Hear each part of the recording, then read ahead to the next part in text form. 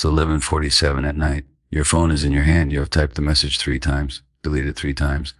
Your chest feels tight. Your mind says, just send it, just fix it. And your pride is whispering, don't. That moment right there is the real battle, not the relationship, not them. You. You think you are fighting for love, but what you are really fighting is the fear of losing connection. And that fear can make you abandon yourself faster than anyone else ever could. Today, I'm going to show you why the silence you are afraid of is actually your power. And later, I will explain the one psychological shift that makes them feel your absence more than your words ever could. Stay with me, because if you understand this, you will never chase again. There is another truth I need you to see, and I will break it down clearly in a moment. When you chase, you don't just lose control of the situation. You quietly lower your own value in your own eyes. And that changes everything. Silence feels hard because your nervous system reads distance as danger. When someone pulls away, your body reacts like you are being abandoned from safety. Your heart races. Your thoughts spin. You want relief. And the fastest relief seems like contact. A text. A call. A just checking in. But understand this relief is not the same as respect. You confuse urgency with importance. You think if you don't act now, you will lose them. But when you act from panic, you are not choosing love, you are choosing fear. Silence is powerful because it forces reality to reveal itself. When you stop reaching, you stop interfering with the truth. You give space for clarity. You give space for them to decide. And you give space for yourself to see who you are without performing for someone else's attention. You have been trained to believe that effort means chasing. That if you care, you prove it. But real connection does not need persuasion. It responds to presence. When you over-explain, over-text, over-give, you are not strengthening the bond. And here's the hard truth. The more you chase, the more you communicate that you are afraid of losing them. Fear does not inspire attraction. Fear creates imbalance. When you keep reaching out after they have stepped back, you slowly lower your position. Not because you are weak, but because you are negotiating for something that should be freely given. Attention, consistency, effort. These are not prizes you beg for. They are standards. You cannot beg someone to value you and expect to feel valued. Let that sit with you. Every time you send that extra message after being ignored, you are teaching them that your boundaries are flexible. Every time you accept less than clarity, you are telling yourself that confusion is acceptable. And over time, that becomes your normal. This is why silence feels so uncomfortable. It forces you to sit with your own uncertainty. It forces you to feel the gap instead of filling it. But in that gap, something powerful begins to grow. Self-respect. Here is the spine line I want you to remember. If they step back, you step up, not toward them, toward yourself. If they step back, you step up. You raise your standards. You strengthen your boundaries. You become still instead of reactive. When you stop chasing, you shift the dynamic. The energy changes. Instead of you trying to hold the connection together, the connection must stand on its own. And that is where truth lies. Many people believe no contact is a strategy to make someone miss you. That is not the real purpose. The real purpose is to stop abandoning yourself for someone who is unsure. It is to remove pressure. It is to regain your center. You are not silent to manipulate. You are silent to stabilize. Chasing lowers your position because it creates an imbalance of investment. The person who cares less begins to control the rhythm. They decide when to reply. They decide when to show up. And you wait, you adjust, you accommodate slowly, you become smaller in your own life, and you feel it. That tightness, that anxiety, that subtle resentment building under the surface. But when you step back, you restore balance, you say without words, I am not here to convince you. And that message is powerful. There is something else happening psychologically when you go silent, and I will explain it clearly in the next part. It has to do with how human beings value what feels scarce and stable at the same time. Most people misunderstand this completely, and once you see it, you will never approach relationships the same way again. For now, understand this. Silence is not weakness. It is discipline. It is the strength to tolerate uncertainty without betraying yourself. You think sending the message will calm you. Maybe it will for 5 minutes, but then you wait again. And the cycle continues. Real power is the ability to sit with the discomfort and not react impulsively. If they step back, you step up. You do not chase clarity from someone who is creating confusion. You observe, you breathe, you return to your center. And this is only the beginning, because once you truly understand what happens in their mind when you stop reaching, everything changes. When you step back, something subtle but powerful begins to happen. You interrupt the pattern. Most relationships that feel unstable are not unstable because of lack of feeling. They are unstable because of anxious pursuit and avoidant distance. One person moves closer, the other moves away. The more you chase, the more they create space. It becomes a dance driven by tension, not connection. The psychology of stepping back is simple but uncomfortable. When you remove your constant availability, you remove certainty. And certainty is something people quietly rely on. When they know you will text first, forgive quickly, and wait patiently, they relax into that comfort. They do not have to reach. They do not have to wonder. They do not have to choose. The moment you stop reaching out, their mind has room to feel your absence. Before, you were filling every gap. Now there is space, and space creates awareness. If they step back, you step up. When you stop chasing, you communicate stability. Not coldness, stability. You show that your emotional state does not depend on their immediate response. That alone changes the power dynamic. People respect what feels grounded. They question what feels desperate. Inside their mind, a shift begins. They may not admit it. They may not even consciously understand it. But they notice the silence. They check their phone, see no new message from you. At first, they might feel relief, then curiosity, then sometimes discomfort. Human beings are wired to pay attention to change.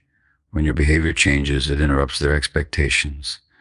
And when expectations are interrupted, the brain starts asking questions. Why did they stop? Are they pulling away? Are they moving on? This is not about playing games. This is about restoring balance. When you were constantly reaching out, you removed any need for them to invest. Now, if they want connection, they must move toward it. If they step back, you step up. Stepping up means strengthening yourself, not proving yourself. Now let's talk about the urge, because this is the part most people fail at. The silence is powerful, but the urge to break it can feel overwhelming. You wake up thinking about them. You see something that reminds you of them. Your hand automatically reaches for your phone. And in that moment, do not fight the feeling. Name it. Say to yourself, this is anxiety. This is fear. This is not love. When you label the emotion, you create distance from it. You are no longer inside the storm. You are observing it, then delay action.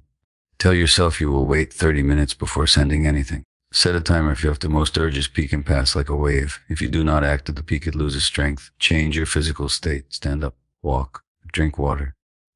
Take a cold splash on your face. Your body and mind are connected. When you shift your body, you interrupt the emotional spiral. Write the message in your notes instead of sending it. Let the words out without consequences. Often, you will read it back and realize it was written from panic, not clarity. If they step back, you step up.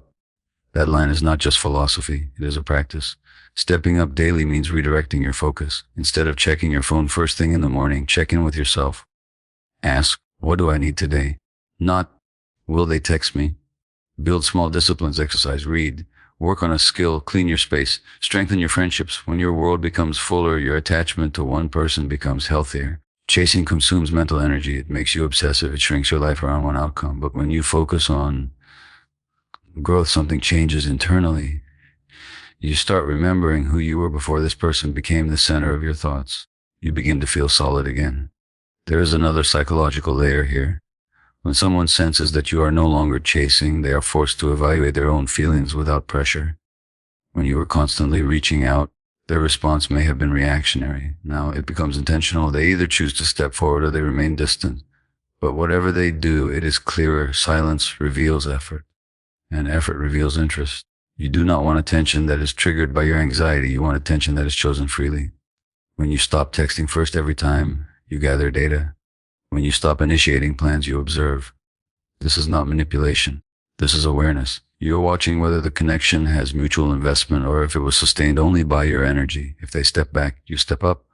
Stepping up also means regulating your thoughts. Notice when your mind creates stories. They found someone else. They never cared. These are assumptions. Bring yourself back to facts. The fact is simply this: there is distance. What that distance means will reveal itself over time. Your job is not to control their mind. Your job is to control your response. And as you hold your silence with dignity, something else begins to grow. Confidence, not loud confidence, quiet confidence, the kind that does not beg for reassurance. This is where real attraction lies, not in constant pursuit, but in calm presence. There is still more you need to understand about what happens next, because stepping back will lead to one of two outcomes. And how you handle each outcome will determine whether you repeat this pattern again or finally break it for good. Now we come to the moment of truth. You step back. You held your silence. You stopped chasing, and life responded. There are only two outcomes. Either they come back or they don't. If they come back, this is where most people lose everything they built. They feel relief. They feel validation, and they rush right back into the old pattern.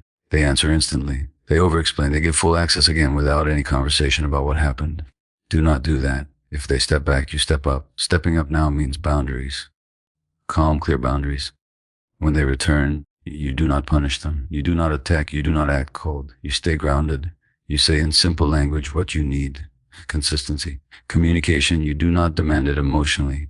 You state it as a standard. Standards are not threats, they are filters. If they truly value you, they will respect the pace you set, and the pace must be slower than before. No rushing back into daily texting all day. No immediate emotional overexposure. Let their actions rebuild trust.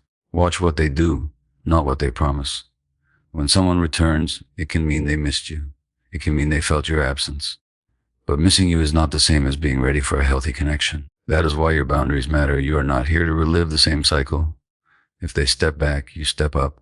And stepping up means protecting the version of you that learned discipline during silence. Now let's talk about the second outcome. They do not come back. This is the part that hurts. This is where ego wants to scream. This is where the mind tries to negotiate. But listen carefully. Silence reveals truth either way. If they do not reach out, if they do not initiate, if they do not show effort, then the silence has given you clarity. It has shown you that the connection survived mostly on your energy. That is not rejection. That is information. Closure does not always come from a conversation. Sometimes closure comes from observing behavior. Their lack of action is an answer. And when you accept that answer, you take your power back. You do not need to send one final emotional message explaining everything you feel. You do not need to force a last discussion to feel complete. Dignity is quiet. Dignity walks away without drama. If they step back, you step up. Stepping up in this case means grieving properly.